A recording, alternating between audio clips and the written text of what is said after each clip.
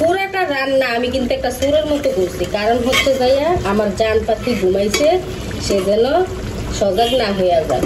আসসালামু আলাইকুম, সবাই কেমন আছেন? আশা করি সবাই ভালো আছেন। এই যে এখানে কিন্তু মাছ ভাজা রাখছি, পাঙ্গাস মাছ। এই পাঙ্গাস মাছটা কিন্তু আমি ভুনা করবো টমেটো দিয়ে, সাথে কিন্তু ইলিশ মাছের একটা লেজ আছে, এই যে লেজটাও কিন্তু আমি দিয়ে দিব।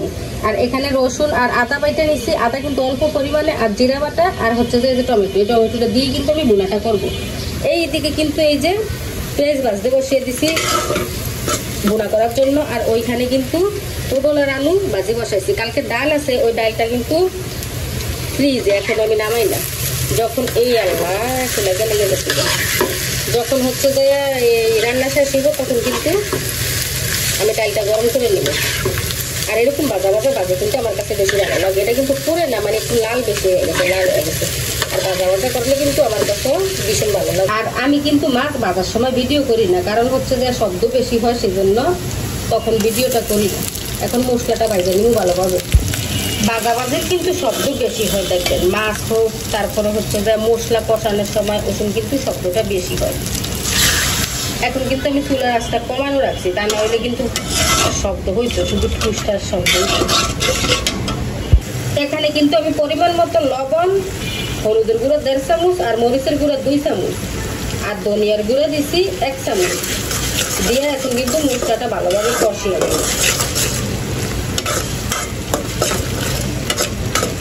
আর তরকারিতে কিন্তু একটু জাল জাল হলে আমার কাছে ভালো লাগে, সেই জন্য আমি একটু মরিচের গুঁড়োটা বেশি দিই। মশলাটা কিন্তু আমার কষানো হয়ে গেছে। এই মশলাটা কষাইতে কিন্তু 3 মিনিটের মতো সময় লাগবে। কষানো হয়ে গেছে, এখন টমেটোটা কিন্তু আমি কষিয়ে নেব। আর টমেটোটা একটু গালা গালা করে দেবো আমি এইভাবে, এখন না, মানে টমেটোটা যখন সিদ্ধ হইব তখন কিন্তু আমি কুচুন দিয়ে টমেটোটা একটু গালিয়ে দিব। এইখান দিয়া বাজিটা কিন্তু আমার হয়ে গেছে। যে বাজিটা কিন্তু খুব সুন্দর হয়েছে, একবার ভাজা ভাজা হয়েছে, খুবই সুন্দর হয়েছে। আর বাজি কিন্তু আমি ভাজা ভাজাই করি বেশিরভাগ। এই দেখেন বাজিটা কি সুন্দর, একবারে দরদরে আছে। এইদিকে দেখেন টমেটোটা কিন্তু আমার কষানো হয়ে গেছে। আর টমেটোটা আমি এভাবে গালিয়ে দিচ্ছি। আর টমেটোটা যখন দিচ্ছি, টমেটোটা সিদ্ধ হওয়ার জন্য কিন্তু আমি অল্প পরিমাণে একটু পানিও দিচ্ছি। এটা ভিডিওতে দেখানো হয় না, কারণ পানি না দিলে টমেটোটা কিন্তু ভালোভাবে সিদ্ধ হইতো না, তাড়াতাড়ি মশলাটা পুড়ে যেত, নিচ দিয়ে লাগিয়ে যেত। কারণ আমি তো মশলা যখন কষাইছি তখন একবারে শুকনো করে দিচ্ছি, পরে টমেটো দিয়ে সামান্য একটু পানি দিচ্ছি অল্প পরিমাণে।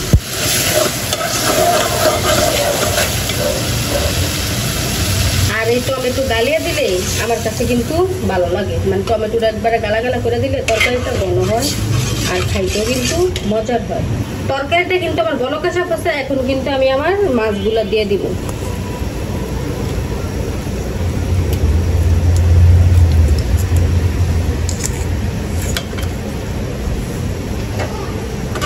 সবগুলো মাছ দিয়ে দিলাম, এখন রান্নাটা হওয়ার অপেক্ষা।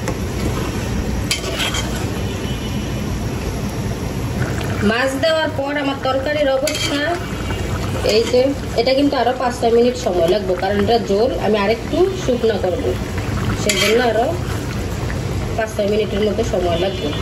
আর গ্যাস কিন্তু বেশি নাই, মানে আছে মোটামুটি আর কি, তা না হলে গ্যাস থাকলে আর একটু বাড়িয়ে দিলে তাড়াতাড়ি হয়ে যায়। ঠিক আছে, এখন একটু কম আছে গ্যাস। পুরাটা রান্না আমি কিন্তু একটা সুরের মতো করছি, কারণ হচ্ছে যাইয়া আমার জান পাখি ঘুমাইছে, সে যেন সজাগ না হয়ে যায়। কারণ তরকারি জাজ পাইলে, এগুলা পাইলে আর কি সজাগ হয়ে যায়, ঘুমাইতে চায় না। সেই জন্য আস্তে আস্তে সুরের মতো রান্না করছি, আমারও যেন আওয়াজ না পায়, কারণ আমি পাশে না থাকলে সে আরো আগে ঘুমায় না। এদিকে কিন্তু বাজেটও আরেকটা কড়াইতে নিয়ে নিছি। এই রান্নাটা কিন্তু হয়ে গেছে। তো কেমন হয়েছে অবশ্যই বলবেন। তো সবাই ভালো থাকবেন, সুস্থ থাকবেন, আল্লাহ হাফেজ।